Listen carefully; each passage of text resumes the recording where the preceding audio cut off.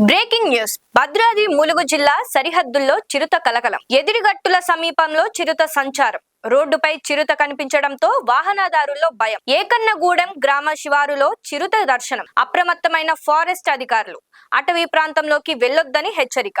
Forest అనుమతులు లేకుండా అడవిలో ప్రవేశం నిషేధం. గ్రామస్తులు ప్రయాణికులు అప్రమత్తంగా ఉండాలన్న అధికారులు. చిరుత కదలికలపై నిఘా పెంచిన అటవీ శాఖ. ప్రజలు గుంపులుగా మాత్రమే ప్రయాణించాలని సూచన.